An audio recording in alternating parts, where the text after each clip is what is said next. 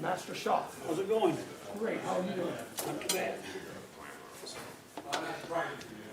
So how's tonight's meeting gonna go?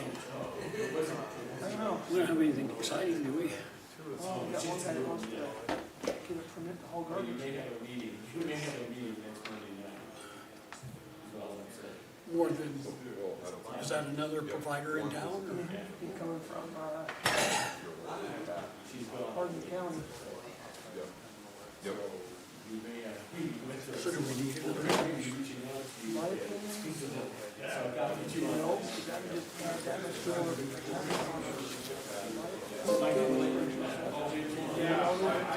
Hey, what kind of truck does he have? Has he got one that picks up the cans? Or what kind of truck does he have? Has he got one that picks up the cans?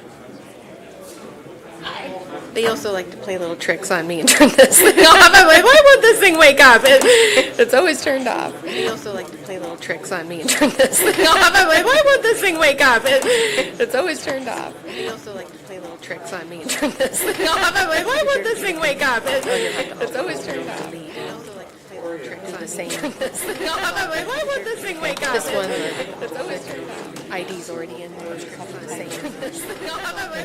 thing wake up. This one, ID's already in. OTP.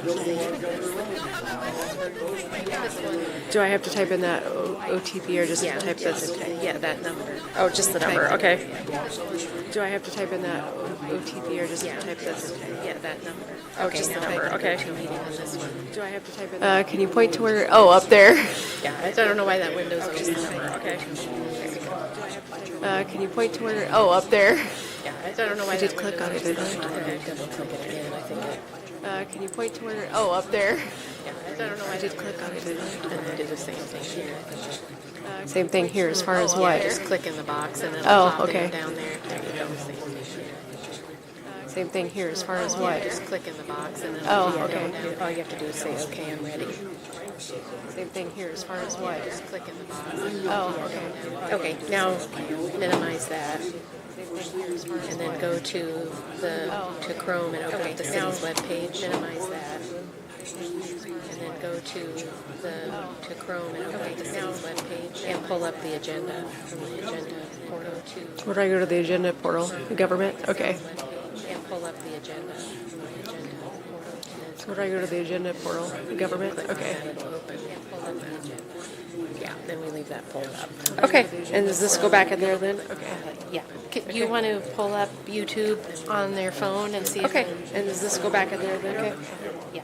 You want to pull up YouTube on their phone and see if Okay. And does this go back in there then? Okay. you want to pull up YouTube on their phone and see if Okay. Does this go back in there? Stole a radar detector in my FM. Stole a radar detector. Do you know anything about how my FM? See, well, you know anything about and all the connections back there, each and every one of them are different for everyone. Give them one watch. And all the connections back there, each and every one of them are different for everyone. Give them one watch. And all the connections back there, each and every one of them are different for everyone. Give them one watch. And all the connections back there, each and every one of them are different for everyone. Give them one watch. And all the connections back there, each and every one of them are different for everyone. Give them one watch.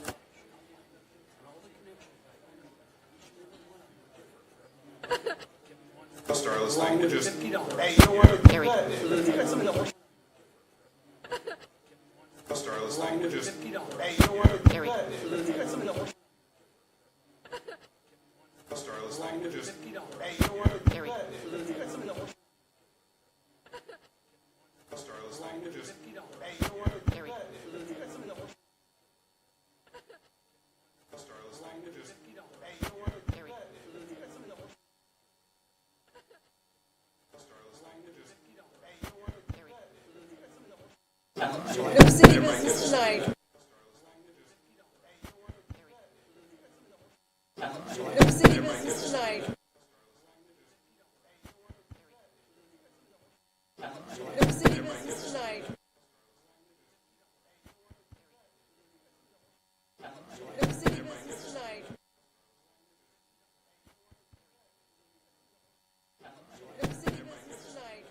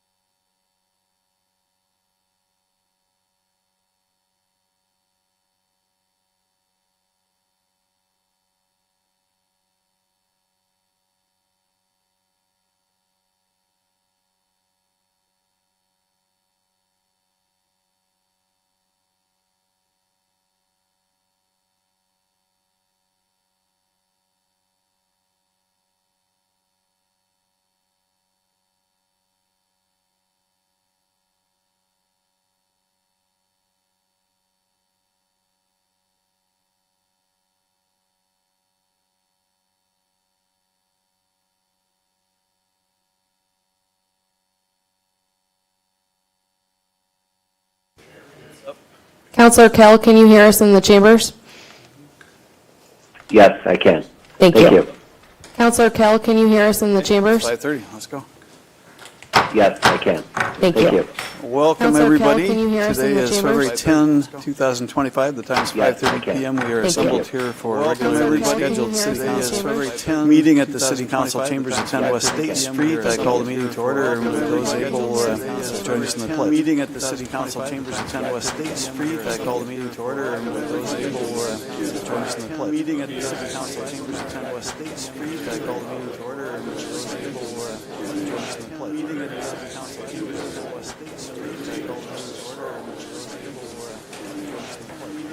Thank you. Roll call. Fonseca? Here. Kell? Here. Lottie Thank you. Roll call. Mitchell? Fonseca? Nichols? Here.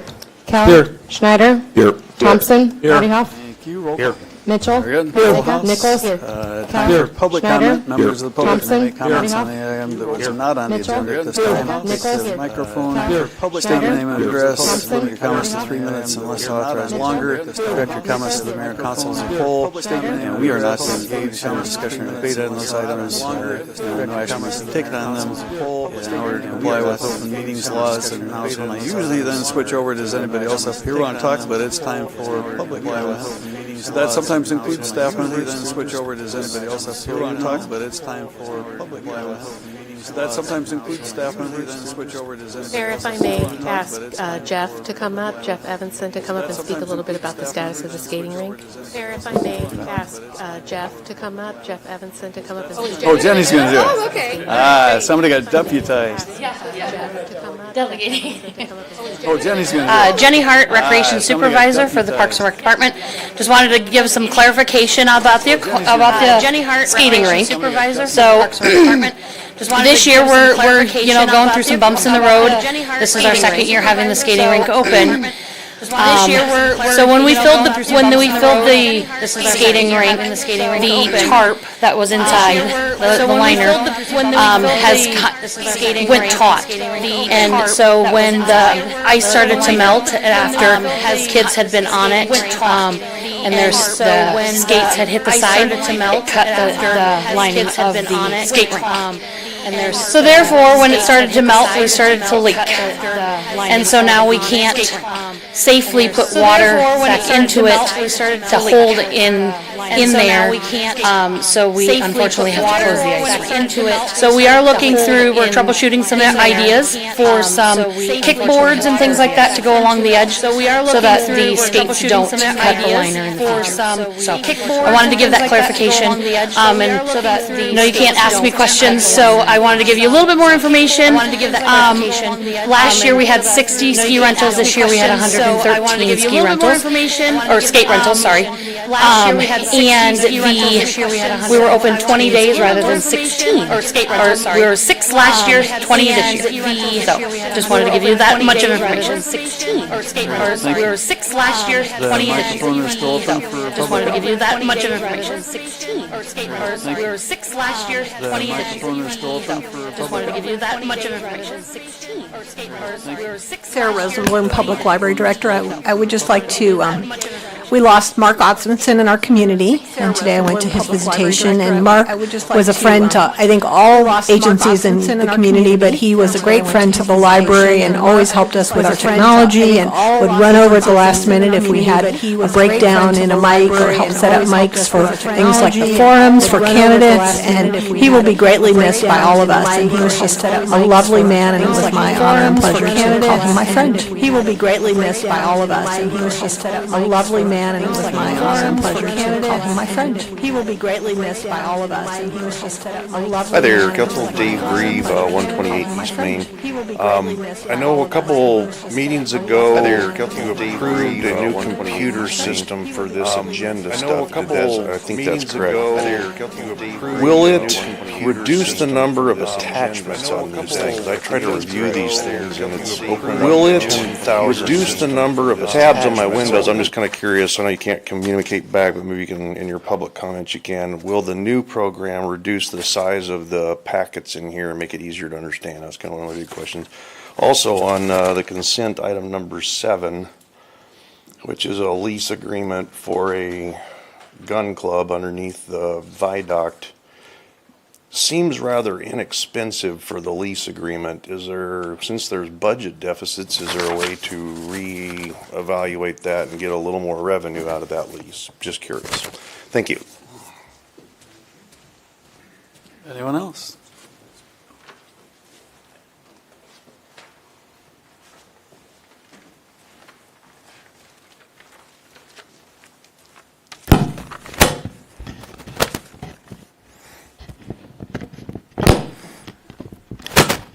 I don't have that problem because I'm shorter, Okay, cool. So yeah, my name is Marco Yepes Gomez. I'm from 11 North 6th Street. Today my public comment was, I put it in a public comment instead of talking about this during the zoning amendment because I felt like it was more of a tangent. So I do want to recognize that. But yeah, okay, so almost every week I drive a good portion of State Street from west to east on my way to work. Occasionally I catch a red light at 3rd Avenue where I sit and stare at the large abandoned building that once rented to McFarland. I want to use my time to express my disappointment with most of the 2020 City Council members and their role in allowing this to happen. In 2020, the Council approved several items to help facilitate McFarland's move near Walmart by purchasing land, spending money on infrastructure, and even approving tax breaks for them. While I partly understand McFarland's desire to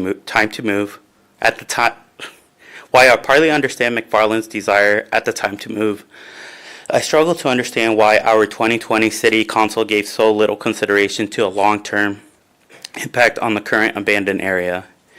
It was a shame reviewing the 2020 Council meeting materials and only seeing one council member give any type of pushback to the move. Now the building that once housed McFarland is just there, dark windows, an empty lot, and with no hope to revive the area anytime soon. I want to be fair and acknowledge that most of our current council members were not in the 2020 class or members at that time, and if they were, they shared the same sentiment as me. Today, the city will likely pass a zoning amendment to clear McFarland's latest roadblock in placing ground solar panels, and I support this amendment. However, it's important to mention the $200,000 in savings that McFarland will have from solar has been at the indirect expense of a core area in our town. Thank you. Anyone else?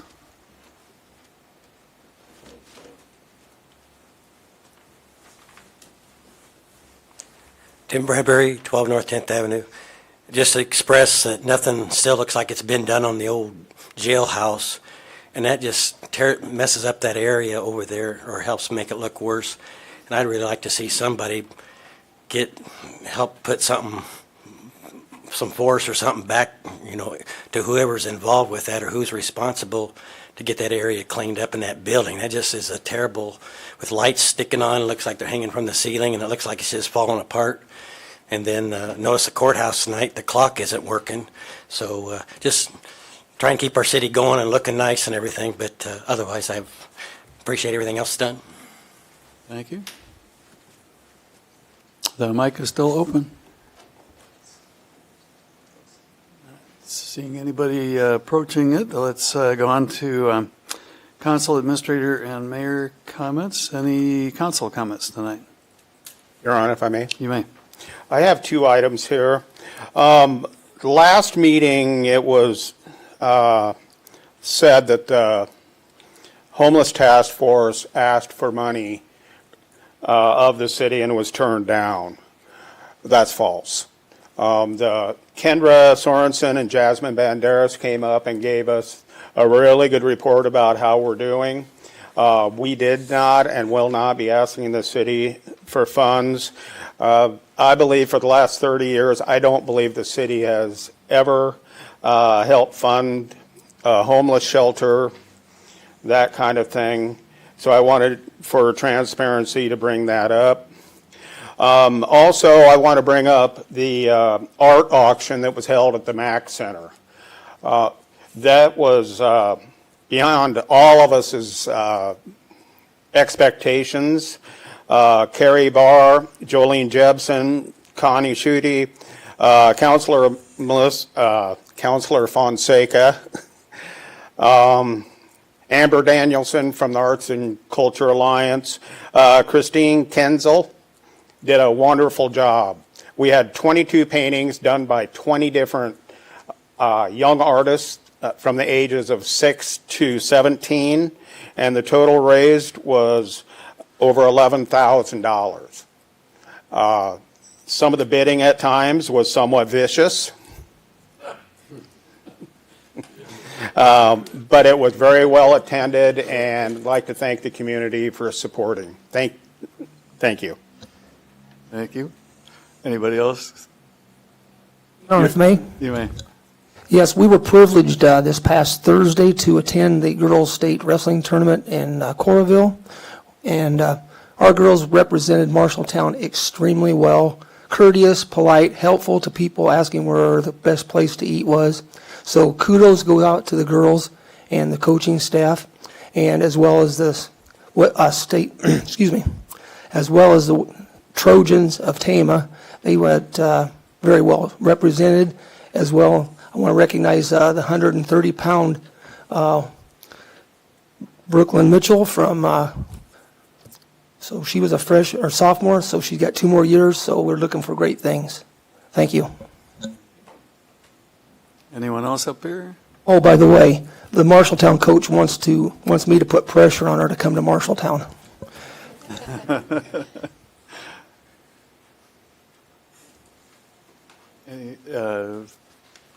Okay, nobody else up here? Madam Administrator, do you have any comments tonight? The 2 I wrote down were Ukraine auction and Mark Osmondson, so I think you've said enough about the auction, although it was emotional, let me put it that way. And so kudos to everybody that did work on that, and it was really a wonderful event. And there's a conference call tomorrow morning with our sister city in Ukraine, with Mr. Ladahoff's work and getting the 6 families here and the 7th one that was looking at it, the churches that have helped out. We really do have a good connection with Ukraine, and we're helping them out while they're in the middle of a war, which is hard to understand. When I first got on council a dozen years ago, Mark Osmondson was a person who attended every meeting. Back then we met every Monday, and he was in charge of the audio-visual stuff here. My year as president of the Rotary Club, he was the audio-visual guy for the Rotary Club. Any speaker that came and needed to plug in a laptop or do a power presentation, he was the one that did that. He was a great member for church. He was one of the founding members of the Crime Stoppers in town here. And as the minister said today, it was actually Chief Ladahoff who'd written in to make the comments on the webpage at the Mitchell Funeral Home. Ladahoff didn't think he'd ever met a guy he considered to be any nicer than Mark Osmondson, and I would second that motion. He just was one of those good people. So our hearts are off to the Osmondsons. I lost him to cancer. I'm spending tomorrow down at the state capitol. It's my 20th year going down there for lobbying for the American Cancer Society to get more funding for cancer research and trying to figure out why we have the only increasing cancer rate of any state in the country, and the second worst cancer rate, second only to Tennessee with all the tobacco there. So we just have to keep that fight going for people like Mark. That was all I needed to say. Time for the consent agenda. Is there a motion to approve it? Move to approve, Your Honor. Is there a second? Roll call. Mitchell? Yes. Nichols? Yes. Schneider? Yes. Thompson? Yes. Fonseca? Yes. Kell? Yes. Bodyhoff? Yes. Very good. On to motions, item G. We got 3 of those. What's our first one? Motion to approve a garbage and refuse license for night sanitation. Floor is open for motion. Move for approval. And a second? Is there a second to the motion? I'll second that. The discussion. Yes, Your Honor. We were contacted by Night Sanitation out of Eldora. They have completed an application for a new hauler's license. Their application was complete and met all the current requirements of the code, and their insurance was submitted and met the code requirements also. We have a couple of representatives here tonight. If you want to come up and introduce yourselves and answer any questions.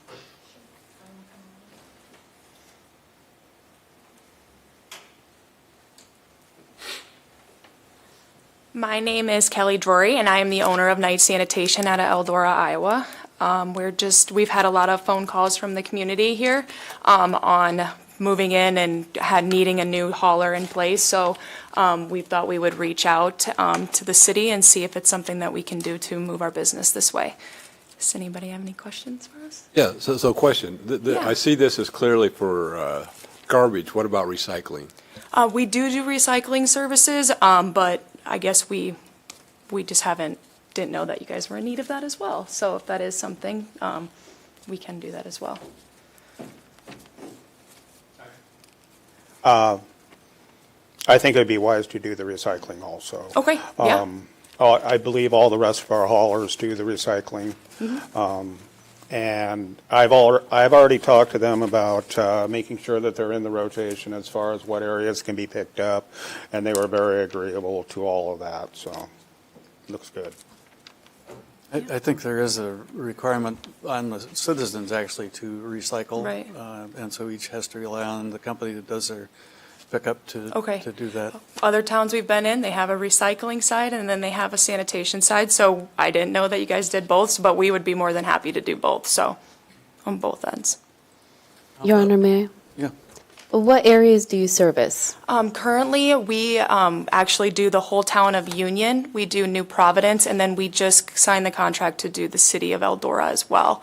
And then we currently service the whole county of Hardin County and rural, and then any towns that don't have a contract to where it's just one hauler.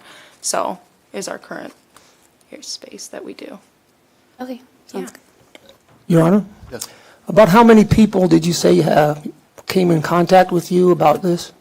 We have owned a Night Sanitation for 2 years now, and we probably get 5 to 6 phone calls for Marshalltown a week, which is quite a bit. It's a lot that we turn down, so we just are looking to move into this area, and we're getting the phone calls, so yeah, we get quite a bit.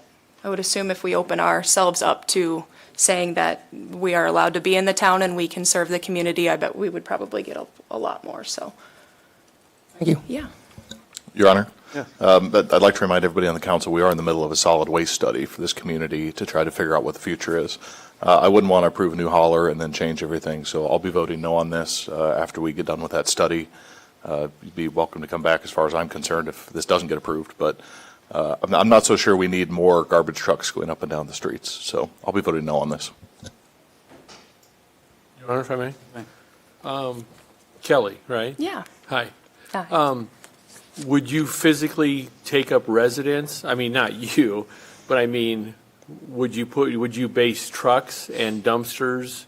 I mean, because I read this, you have roll-offs and everything. So would you be renting or buying property in Marshalltown to make this happen? Or would you be driving down from your Hardin County location every day? To start with, we'll drive down from our Hardin County location. If the business becomes profitable and we're getting more than we need, then yeah, we'll have to look into leasing or buying some property in Marshalltown to be able to have dumpsters and totes and stuff just located here, because geographically it would just make sense. And then are you going to utilize the Marshall County landfill or go back to Hardin County with the garbage? No, legally we would have to go to the Marshall County landfill. So we would take our garbage here. We wouldn't take it back to Hardin County to dump it. We would do it here. Thank you. Thank you, Your Honor. Anybody else up here? Any public comment on this one? Let's call the roll. Nichols? No. Schneider? No. Thompson? No. Fonseca? Yes. Kell? No. Lottiehoff? Yes. Mitchell? No. Thank you. Yeah, thanks for coming. Of course. We have been studying it, and we just had a task force put together to try to figure out nuisance things in town, Yeah. and that kind of segued into looking at the street damage that is being done. So Definitely, the towns that we have currently went through all of that as well, and that they're going through that. So if you guys ever need to call us and see how that stuff's going, just let us know. We've been working with other cities as well. certainly potential that would be something bid out at some point. So Awesome. appreciate your Yeah. interest. Thank you for having us. Thank you, Kelly. Thank you. All right, next motion. Motion to approve a device retailer license. Move for approval. Thank you. Any second? Second. And let's see, this is for the Lodge on Main, 19 West Main, East Side Liquor, 1116 East Nevada, Greenleaf Tobacco, 50 La France Lanes, Depot Liquor, 114 North Center Street. Yes. Any discussion on this one? Yes, Your Honor. So this is a new license fee that's required from the state legislative changes in 2024. Establishments that are selling products that you can smoke out of that are made of glass or metal are required to have this new permit. So we currently have applications on file for the Lounge on Main, East Side Liquor, Greenleaf Tobacco, and the Depot. The cost of the permit is $1,500. That is passed through the state directly to us as the local authority. Thank you. Any questions or comments by the council? Any public comment on this one? Roll call. Fonseca? Yes. Kell? Yes. Lottiehoff? Yes. Mitchell? Yes. Nichols? Yes. Schneider? Yes. Thompson? Yes. That carried. And our last motion? Motion to approve a 5-day Class C retail alcohol license with outdoor service for the Midnight Ballroom Rodeo at the fairgrounds on April 19th. Is this an annual one? It seems like we've seen those, huh? Or is it? Usually she does one in the spring, yes. Is there a motion? Move to approve. Thanks. And I will second. Discussion on this one? Yes, Your Honor. Luisa Ortega will be hosting this event at the fairgrounds, and the fairgrounds will move their license to the activities building during this event. Questions or comments? Up here? Out there? Roll call. Thompson? Yes. Fonseca? Yes. Kell? Yes. Lottiehoff? Yes. Mitchell? Yes. Nichols? Yes. Schneider? Yes. That carried as well. On to resolutions, we have two of those and then a public hearing.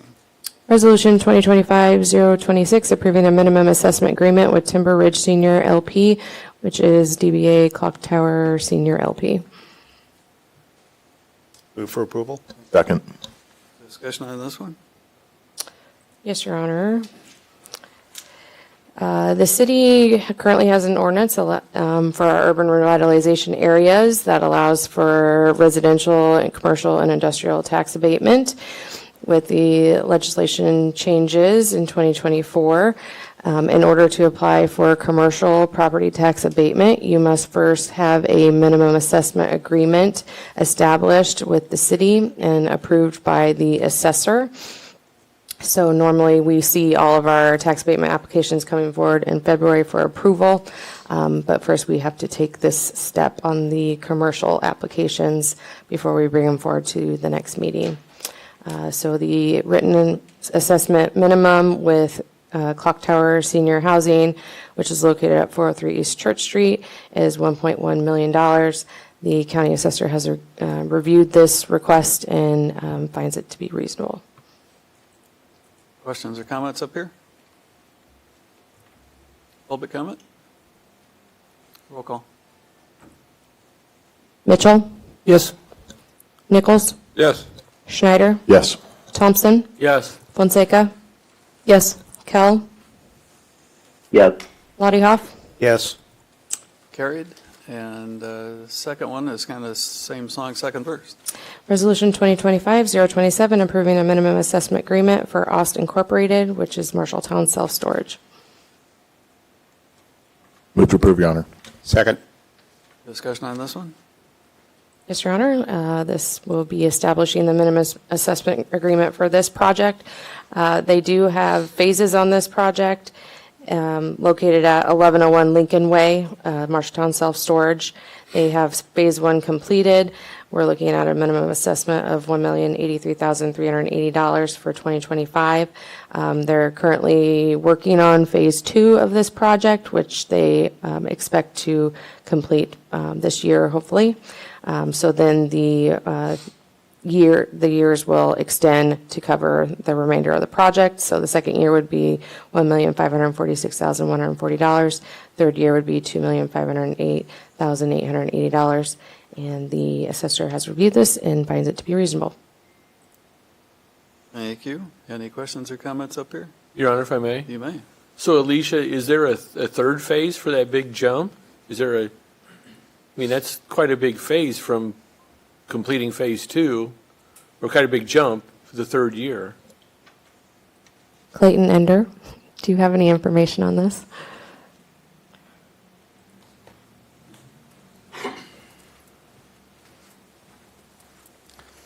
I believe the third phase accounts for some larger self-storage buildings, but I don't recall right off the top of my head. These guys think I'm idiot. I missed something somewhere, so it's all good. So, no, you're just fine. Thank you, Your Honor. Thanks, Clayton. Thank you. Thank you.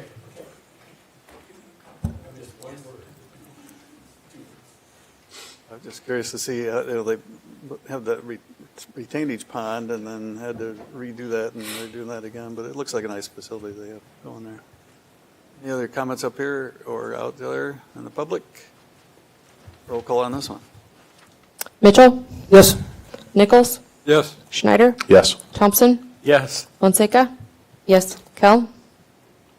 Yes. Bodyhoff? Yes. Good, that one carried as well. On to the next public hearing. Public hearing and resolution 2025-028, approving a purchase agreement and providing for the conveyance and transfer of title of real property from the city of Marshalltown, Iowa to Melinda Diane Utermark. I'll declare the public hearing is open at the time of 5:57 PM. Did you get any written comments in on this one? No, Your Honor. Time for public comments. And not seeing anybody rushing to the mic, it is then time for staff comments. Staff review, I guess it's called. Somebody much taller than me was up here earlier. So Deb Millizer, Housing and Community Development Director, and this is my first time being in front of council as your new Housing and Community Development Director instead of being the MCBD Director. So I just have to mark this moment in time. And by the way, where's the guy taking the pictures? sorry, Robert, didn't mean to wake you.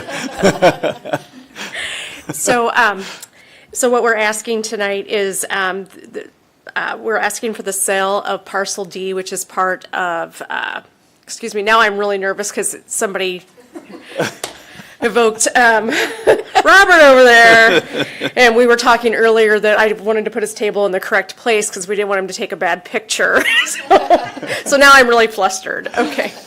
So what I'm asking for tonight is that we sell Parcel D to Mindy.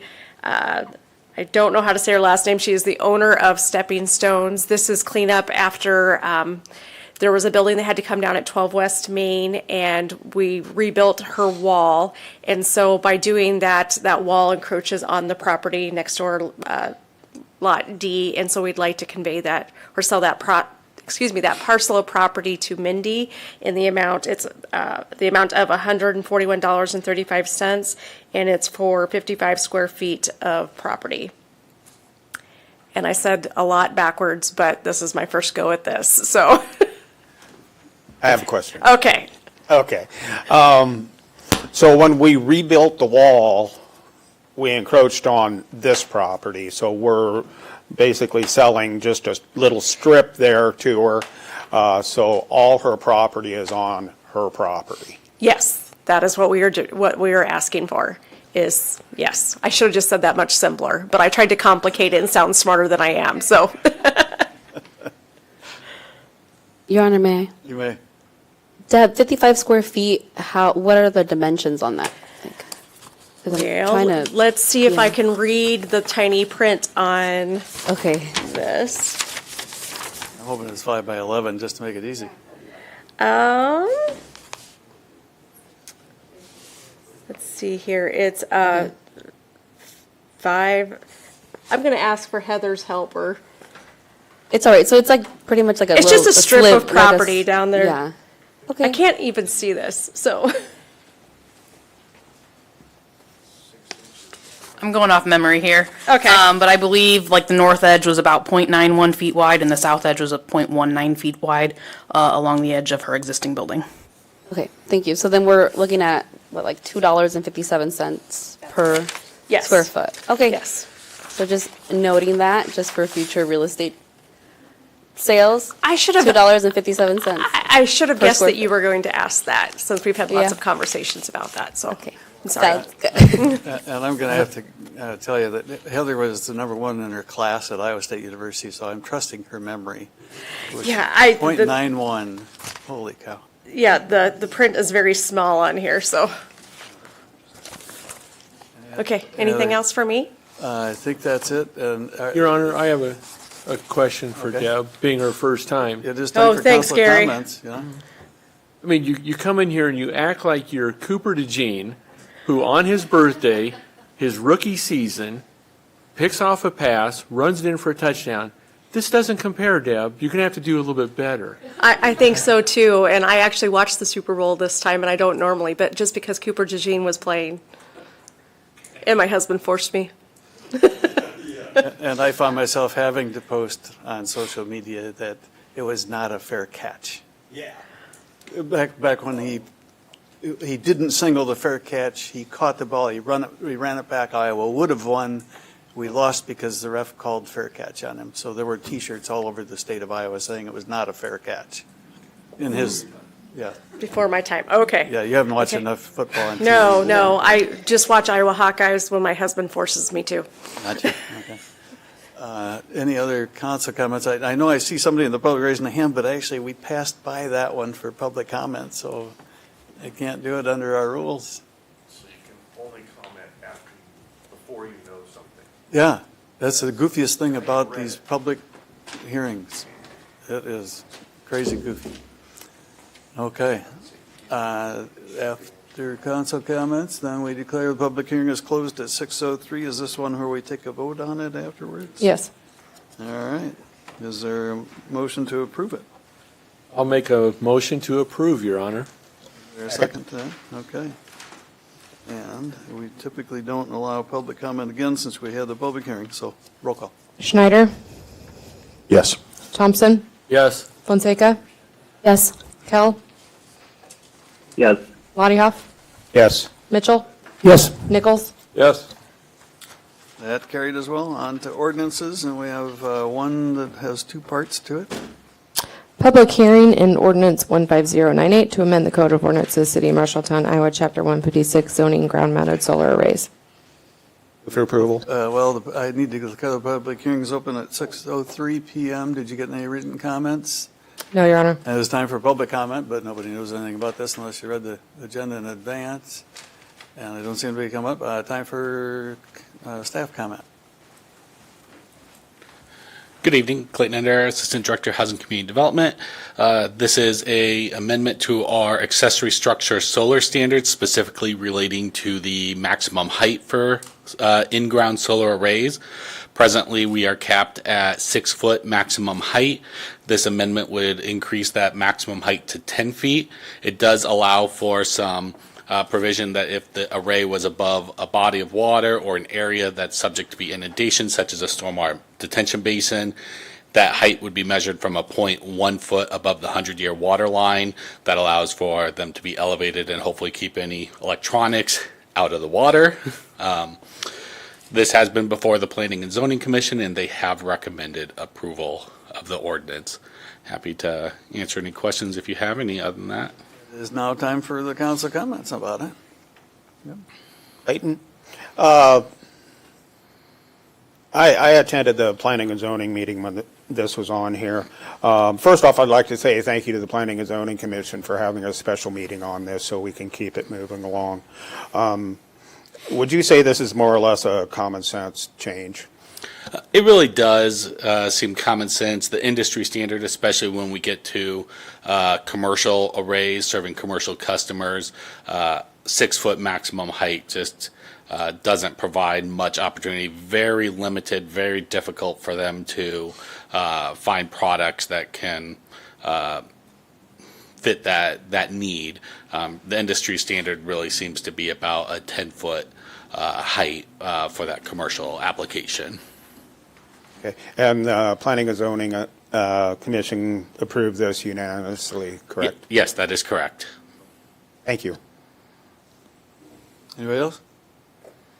I see Mr. Boston is here, as he often is, for things like this, so I'll consider this part of still staff review. John Boston, 1710 Rainbow Drive. I'm the chairman of the Planning and Zoning Commission. A little bit of background on this. When we did the 6-foot height, I believe everybody on planning and zoning and even the city council had in mind the 6th Street, 3rd Street solar panel situation. I've also talked to a couple of installers, and the installer for McFarland was at the Planning and Zoning Commission meeting. None of us, I don't think, envisioned over half a city block covered with solar panels and over 2,000 solar panels installed. With a 6-foot height, you'd probably, from the input from the installers, you'd significantly increase the amount of square foot coverage, and the return on investment would be moved out quite a ways to the point where they felt like it would almost be prohibitive to do it. So, we're talking about large sites like the hospital, the college, McFarland. So that's a little bit of the background of why we changed it.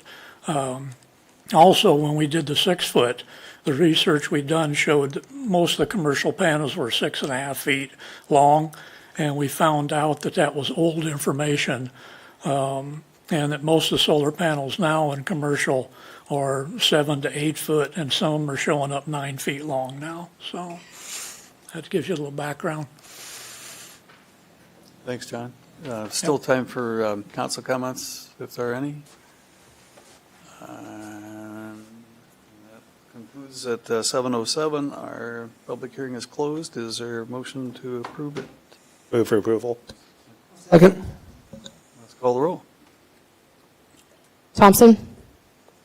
Yes. Fonseca? Yes. Kell? Yes. Lottiehoff? Yes. Mitchell? Yes. Nichols? Yes. That carried. Is there? Oh, I'm my sorry. gosh. Oh, we had enough. Schneider, sorry. Yes. I usually counted my fingers, but I didn't have to this time. Sorry. Didn't mean to overlook it, Jeff. Deb, I take back what I said about your first time. Sorry. Hey, I let public speaking happen first this time for a change. Is there a motion to waive the second and third readings? Move for approval, Your Honor. Second to that one. I'll make a second to that, Your Honor. Any discussion needed?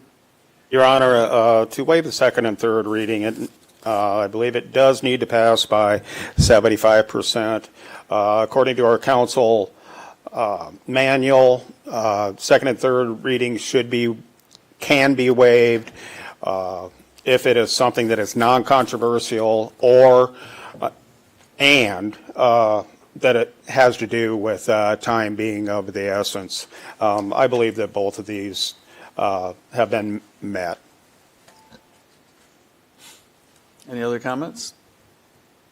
Let's call the roll. Kell? Yes. Lottiehoff? Yes. Mitchell? No. Nichols? Yes. Schneider? Yes. Thompson? Yes. Fonseca? Yes. That one carried. Very good.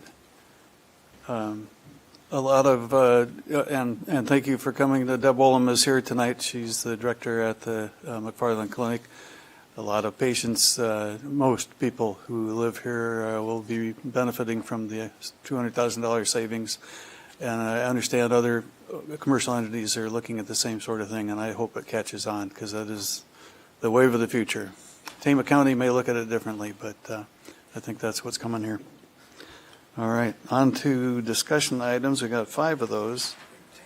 And the first one is the proposed property tax relief first draft. Hi, Diana Steiner, Finance Director. So it's that time of the budget process where we need to talk about the property tax levies. So I'm going to pull this up here.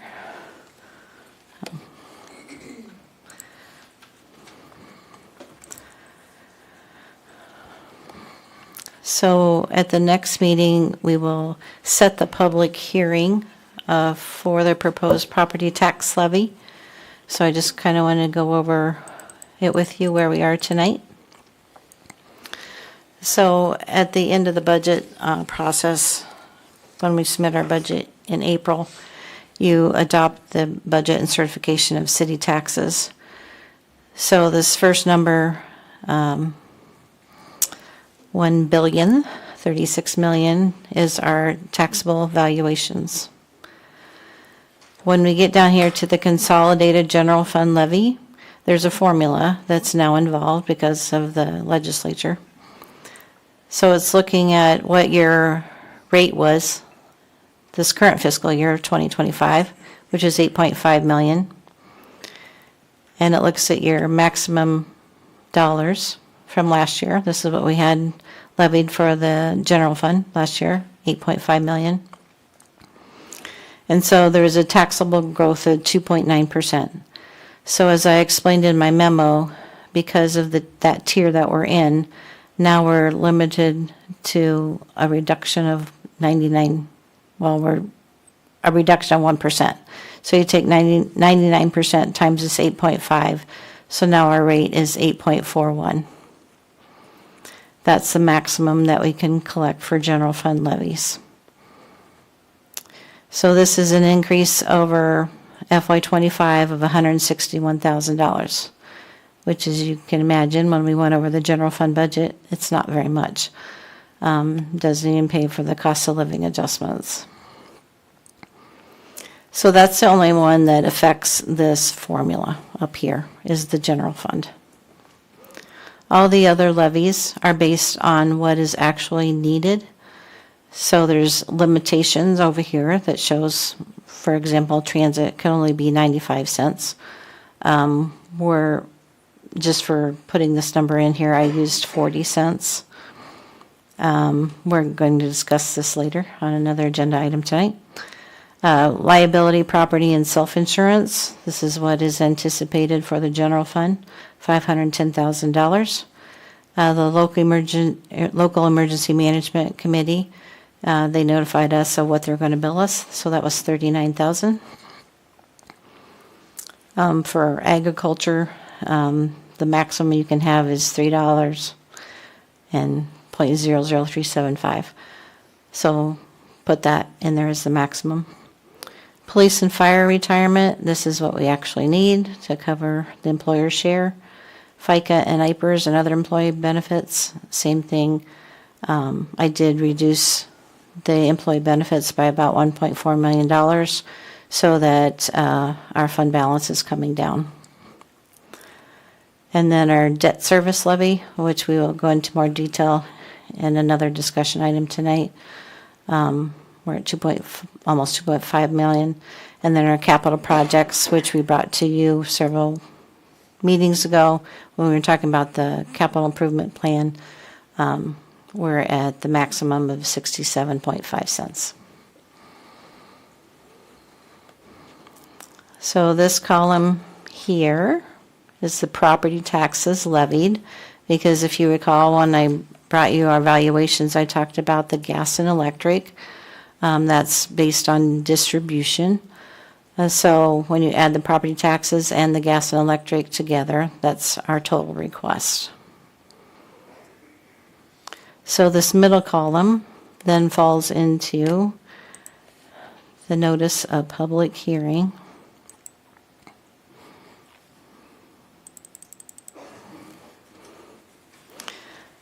So the numbers we just went over fall into this last column. So the first column is what FY25 is, our current year. So it shows your taxable valuations and then all the numbers we requested with a rate of $16. The next column is required by legislature. It shows the same dollar amount as this current fiscal year, but the valuations go up. Valuations go up, your dollar requested stays the same, then your tax rate goes down. So it's saying it would be $14.84 if we requested the same amount of dollars. That's not really realistic since everything's going up. So we are proposing that the rates stay at $16 with the amounts I went over with you earlier. So these numbers are provided to the county. The county sends out a mailing to all the taxpayers saying what your rates would be. So current fiscal year, $100,000 house would be $741. If your valuations went up 10% and the rate was still $16, your annual tax bill would be $835. And then it shows for commercial. $3,272 this year. If the valuations go up by 10%, $3,730 next year. So I did a little chart on the bottom here that shows where these numbers come from, how we get there. Take the assessed value times the rollback percentage and divide by 1,000, and then take your rate. So will rates go up by 10% next year? Not likely. Usually on even years, on odd years they go up, not so much on even years. But again, legislative requirement to show you this. So I did show if the valuations stayed the same at $100,000, what the increase would be. It would only be $17. So somewhere between $17.94. Every property is different. So, but that's how those numbers come to be. So before we go on to the next discussion item, does anybody have any questions on this? Doesn't appear to be. Okay. If I could ask for public comment. Thank you. None of that either? Okay, proceed. Okay, now we're going to talk about the special revenues, which we just talked about on the tax levies. So it's going to be talking about the employee benefits and the police and fire retirement.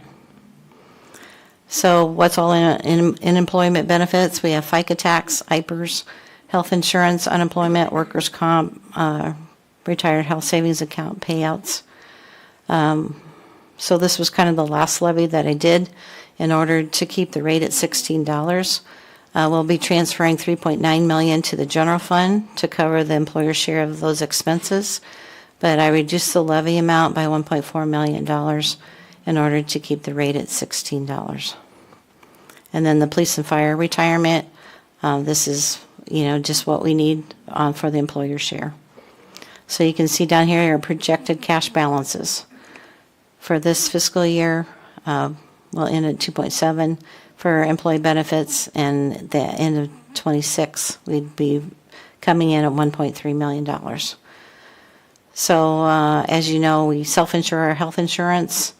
So last 2 fiscal years in FY24 and 25, you committed an additional $180,000 to be put into the group health insurance fund to get us out of our hole in that plan.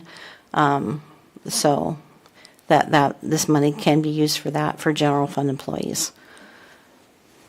So any questions on this? I have some questions on this. Go ahead. Your Honor. So we have a pretty good sized balance in here. Okay, so making sure I understand this correctly. So basically, we're collecting this from this levy, and it applies. It's very restricted to they cover the health insurance and those costs. Correct? Mm-hmm. Right. Now, is it limited to the general fund, or can it also be used for transit or other areas? It's limited to the general fund employees. So people are paid out of grants, or people that are paid out of enterprise funds, they pay their own share. And then the balance that we're keeping here to roll over, like the $1,349,000, that's based on history, just a conservative thing to make sure we're covered on the self-insure if we need that, correct? Right, and it helps us keep the levy the same amount every year, so people know what to expect. So it's been $16 since FY '24, '25, and '26 now.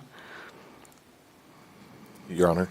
So if, along those same lines, so if we have a lot of claims come in next year, we may have to increase the levy over $16 to make up for that shortfall, or, what happens if we have a bad year?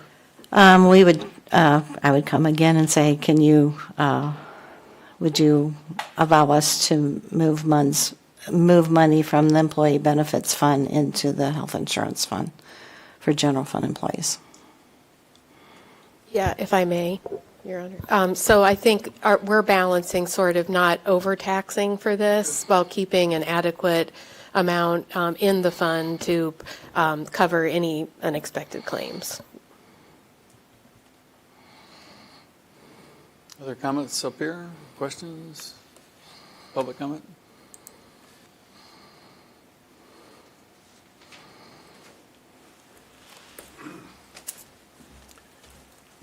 Dave Grieve, 128 East Main. There was Keppers mentioned in that also. Is the city, state up to date on Keppers, or is that an unfunded liability that will come due later? What are you saying? Keppers, the retirement. IPERS, okay. It's Keppers, Kansas, I'm sorry. Well, Iowa. But IPERS is included in that. we pay in this fund, correct, for the retirement of the police and the fire and city employees. Is the fund up to date, or is that an unfunded liability at a state level? Okay, so both the municipal fire and police and IPERS are both a percentage. The state operates that fund. Those are not self-insured by the city. So, yes, yep. Other comments, questions? If I may? I just want to make sure I heard what I thought I heard. You feel comfortable that we can't lower this levy because we're carrying a balance that is our safeguard? Is that what I heard between Carol and you, that we're not overtaxing, we are keeping this level? Because, which is going to lead me, maybe this will help you answer the question. If this council said, we need to raise something else within the levy, the total levy, and we still want to keep it at 16, you're the finance director, something's got to give. So where does it give? Right, you If could not, swap. getting back to what Councilman Nichols said, this looks like a pretty good fund to pull from.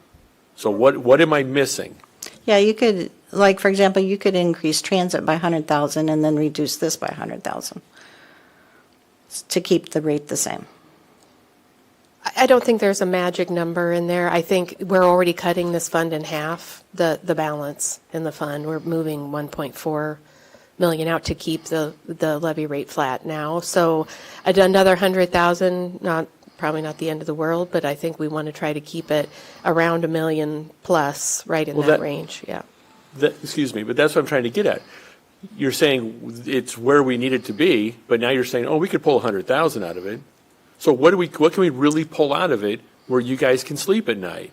I mean, that's the question I'm trying to ask is, you're saying two different things. It's where it needs to be, but we can still pull 100,000 out of it. So for me, it would be $1 million or slightly above. That would be where I would be comfortable with it, yeah. And so that balance sitting in there, next year, when we come to do the same exercise, I'll be looking for places to lower the levy, to keep it at $16 or whatever we need it to be. So it's restricted for that purpose. It's restricted for employee benefits. I can't use it for anything else. And I understand that, but I'm looking at the big picture that, well, we'll get to that later, that local option sales tax, it's not going to be there to bail us out. We've got to start looking at other things. Right. So, thank you, Your Honor. Anybody else?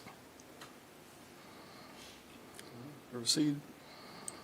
Okay, the next one, the next form is the debt schedule. So this is how much we would need to pay for principal and interest. So the first column lists all of our general obligation debt and also our sewer revenue debt. The first column is the amount of original issuance. And then the next column says whether it's a general obligation debt or a non-general obligation debt, which is the sewer revenues. The resolution numbers, the principal amount that we would need to pay in FY26 and the interest, and the bond fee.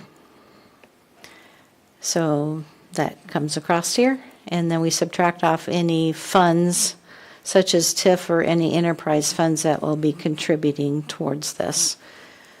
And then we come up with our net amount, and then I'm kicking in $3,150,000 for local option sales tax. That's based on $4.2 million collected for local option sales tax times 25%, which is the 75%. There's a typo there. I gotta correct that. Local option sales tax, 4.2 million times 75% is the 3,150,000. In addition to that, we had a fund balance due to interest that we collected, so I'm deducting that $200,000. And then in the debt service fund, there's also a balance, so I'm subtracting that off. So this sheet flows into the other property tax sheet that I already showed you. So is there any questions on this? Is there a reason why we don't show outstanding principal on this one? I know we have other sources for that as well, but it might be informative. This is a state form, so they don't require it, so it's not on here. Every city uses the same form. Would you like to know that for future purposes? Okay. We can provide that to you in a different form, yeah. Your Honor, if I may. So another hypothetical question I know you guys don't want to hear, but again, getting back to the levy, are we in a position to where we need to reallocate money we borrowed years ago to pay down the debt, to get that balance lower, to lower that levy? I mean, I guess I'm asking, are we in trouble? Let's cut to the chase. I think we're in trouble. Are we in trouble? So in future years, you're going to be limited on that consolidated general fund levy because it's going to keep pushing you down every year till you get down to the 810 in FY29, and then that's all you get. But all the other items, all the other levies are based on the valuations. There's no special formulas for all of those. So whatever I need for debt service, I can levy. Now, if I don't get $4.2 million in local option sales tax, I may not be able to offset that $3 million. With the new tariffs, don't know the reaction of the citizens, if they're going to continue to buy or slow down on buying. There's lots of variables. Diana, when we borrow money, GO bonds, they're always for a specific project, correct? We bring you the list of projects that you're going to fund, yeah. So there's not money that we borrowed that's sitting around, correct, that is for future projects? Not really. I mean, there's interest that we're gaining, but depending on which bonds they are, we may need to pay some back to the IRS. Thank you. Mm-hmm. Anybody else up here? Public on this one? Now Heather's going to talk about transit.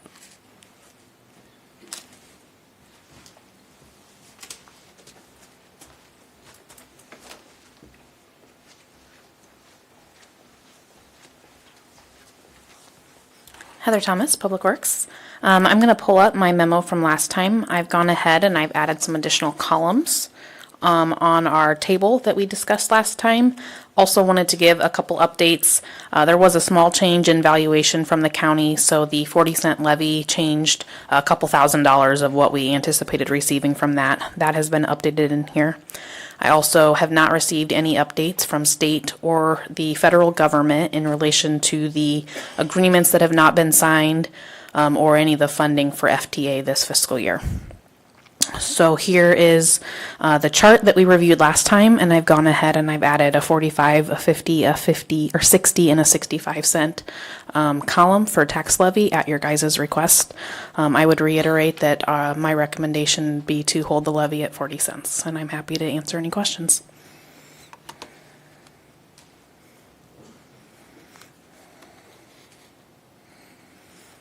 Your Honor, if I may? Okay. I guess I'll go first. My recommendation would be to go to 60 cents. I like that magic $1 million in case one of the buses goes away. You're telling me that it's $500,000 for a new bus, correct? Or a used bus? We currently purchase used buses from Cyride when they're available for $500. Brand new 40-passenger bus would be between $600,000 and $700,000. We only have explored those opportunities when we've qualified for the 85% FTA grant. If that goes off the table, I think the city would be looking at other opportunities and not looking at a brand new $600,000 to $700,000 bus. I mean, we would be looking at probably used 30, 40-foot buses. I know there are some bus and municipalities that have gone to an electric fleet. So they've got to have old buses out there that they have to get rid of. But those would be things we'd be exploring at that time. I would not be going out and looking to purchase a $600,000 and $700,000 bus with no grant funds. Well, I'll just rephrase this then. Knowing what we just discussed in the future of the 810 cap, I would rather be proactive than play catch-up with the other funds. I know this would be painful to people, but 20 cents more for this fund, it's where I would want to fall on this. Okay. The 810 cap has nothing to do with the levy. Okay. It has everything to do with the total tax rate that we're taxing people. So I'll speak for myself. In my position, it's the $16. It's the magic number. But the consolidated general fund tax levy is only based on that formula of 810. Doesn't affect any of the other ones. If we say the need is 95 cents, which is the maximum, we could levy for it. Levy for it, but our citizens would see that in their fund. It wouldn't be a $16 total rate anymore. Right.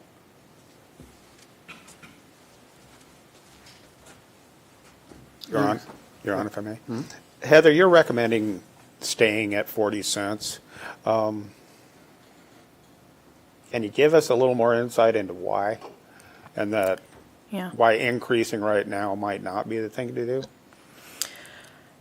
When we talk to other municipalities that are in the small and urban transit environment that we are, I feel right now we're in a better position than many of them. If something happens with the federal funds that they don't come through, there is going to be a massive restructuring through Iowa DOT and other transit authorities because, like I said, we are in a better position than many of the others. I know there are other communities right now who are not able to even handle this fiscal year and the delay in the federal transit funds from this year, and they're looking at interim financing options and other options. We're good. Based on these projections, we're good next year. So I don't want to have any type of an overreaction at this point to increasing the levy and realizing that if something happens, we still have time in future years to adjust, to make the adjustments necessary that we're going to be working with the other transit authorities in Iowa to work through those legislative changes. Thank you, Your Honor. Thank you. Other council comments? Any public on this one?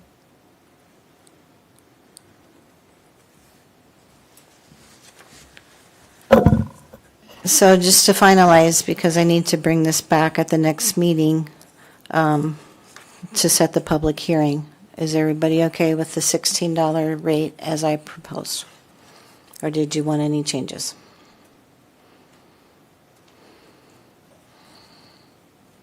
See anybody objecting to it?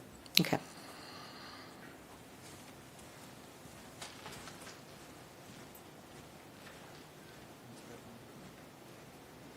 Yes, Your Honor. We presented the capital improvement plan, I believe, at the last meeting. We have not made any changes to that plan since then, but we wanted to include it on the agenda in case there were any follow-up questions. So just open it up to the council. If you have any questions for us, we have department heads here that can answer questions about the particular projects.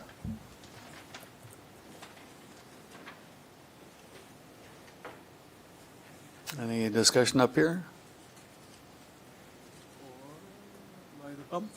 Your Honor, if I may? You may. I don't think it matters right now, because when we go to borrow the money, then we'll talk about what we can and can't afford. So I guess, as far as I'm sitting here, you can leave this document the way it is now, because it's a wish list. It's a one, not, that's being unfair to the department heads. It's a necessity list that needs to be addressed.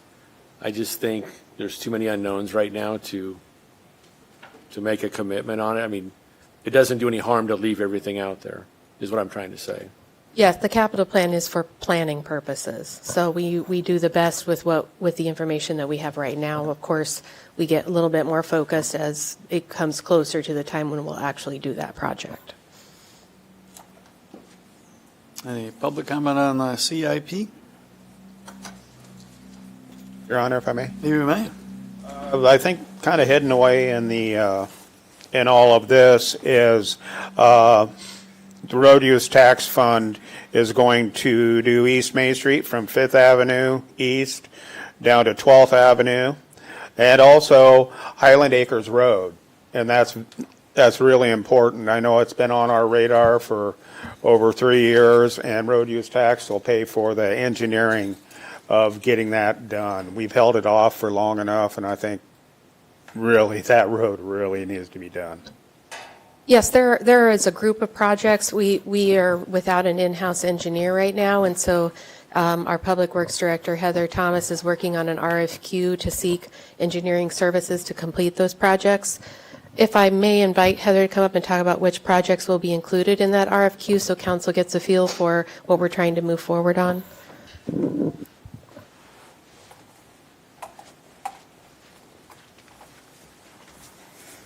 I'm going to try to remember my list of, I think there's 7 of them.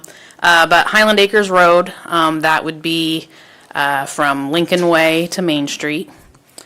We have East Main Street from 5th to 12th Ave.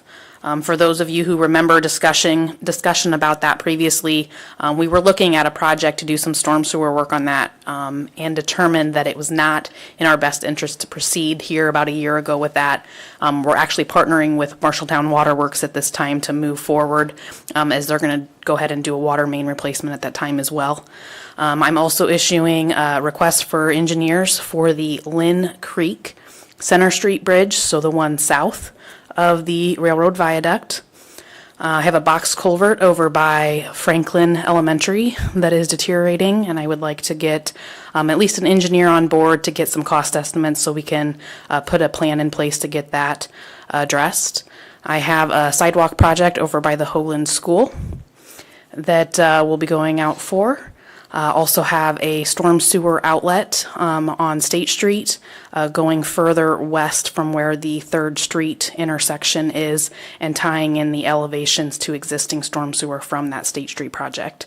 Those are the primary ones. One of them that's kind of on the side burner, and we haven't decided whether it's going to be included in this first round or if it'll be a second round, is a traffic intersection signal at the Highway 30 and Highway 40 intersection right there for the Highway 30 eastbound ramps. So those are several projects that are kind of in the horizon, I would say, that we're looking at getting outside engineers involved with. That sounds really good.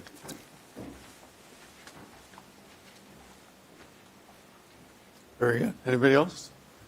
If not, I think it's time to adjourn at 6:40 p.m. Your Honor, I was wondering if we didn't really cover that lost detail this time.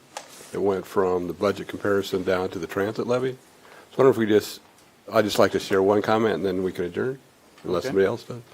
So basically what I'm seeing when I look at this is we're spending way more revenue than we brought in for this year out of our council designated. And I am concerned long-term that when this is completely depleted, how we're going to support our general or basically our operating funds when we don't have this enough here to support that.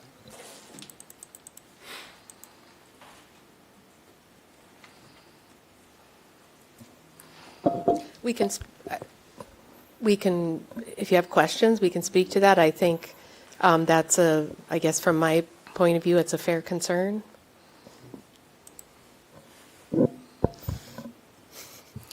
So at the next meeting, we are planning to bring the general fund discussion back because there were several issues that the council asked us to follow up on.